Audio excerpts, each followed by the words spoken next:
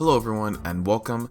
Today let's go over a complete how to do Mythic Plus Vault of Wardens. Whatever Mythic Plus you're doing, this is how you're going to have to pull things. I like to go to the right first, but you can go to the left. Now with this first pull, you can go ahead and either assess your group, or if you know who you're running, you can go ahead and do the first two pulls together. One thing to remember is to keep active mitigation up during that pull and address any other mechanics you might have for the Mythic Plus, like Volcanic or Sanguine. Now, here is the third pull. This is a mini boss. Basically, just single pull her. There's no need to stack her up too much. But right after her, you are going to run in the same direction and pull these Belchers. Right after that, you do want to pull this group. It's not necessary to pull the Belchers behind it, but if you do have a good group with good CC, you can absolutely go ahead and do that.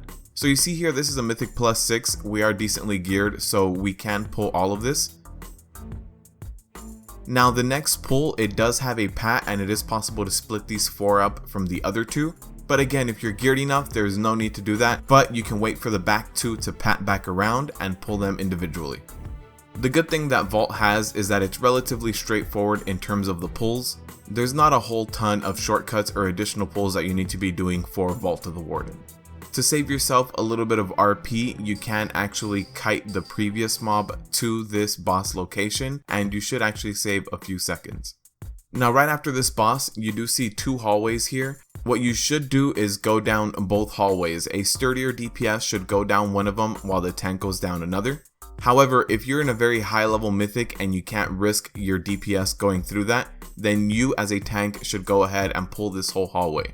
What this does is it makes you kill very easy to kill imps while giving you about an extra 4% of enemy forces done. Again, these are very easy mobs and you do get percentage for doing them.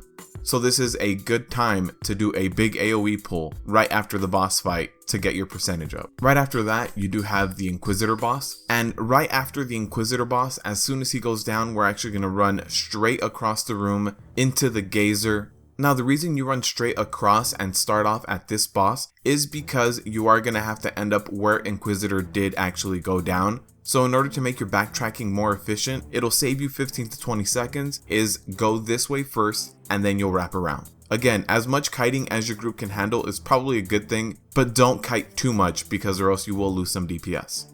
So again, once that boss goes down, go left here into this hallway and straight to the boss. Remember for this boss to use the freezing statues on the side so you kill him as fast as possible. Have your cooldowns for that brittle phase.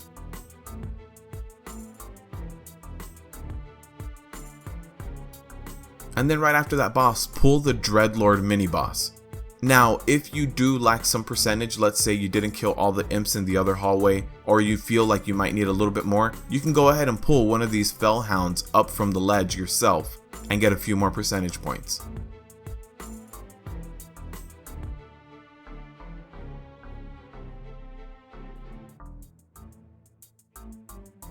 So you do see here is the Fellhound. I did pull him, and that's a few extra percentage points that we can actually passively kill on the way. It's not a big pack pull, it's something we can casually get on the side.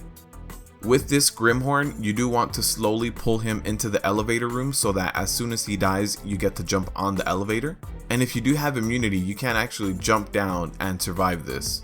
So as soon as you get down here, pick up the light. We were again in the level 6, so somebody else picked up the light and started doing some trash pulls. So once you pick up the light, you want to jump over this ledge and get straight to killing these spiders. And then right after those spiders, you want to go into the second hole in this cave. So the first hole you see there, you want to go into the second one. If you jump through the first one, you will fall off and die. The second one allows you to skip a lot of trash mobs while still getting all the percentage that you're going to need. Once all the spiders are down, you don't need to worry about these spirits. Now I did get melee that ran back, so I ran back to help them, but these spirits will actually follow you all the way to the boss. So if you just run all the way through, pick up this Blood Mother and keep running to the door, you're going to tank and DPS everything right by this door, everything teleports to you, and as soon as that Brood Mother dies, the door opens. Once that door is open, you do want to use any speed boost ability and get to the light as fast as possible. Since there is a little bit of RP, you could be picking up the light and getting into position while the RP happens. That wraps up the pulling guide for Vault of the Wardens Mythic Plus.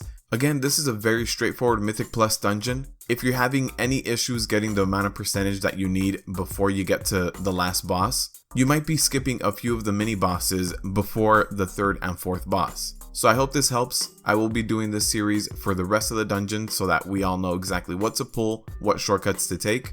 And as always, good luck out there.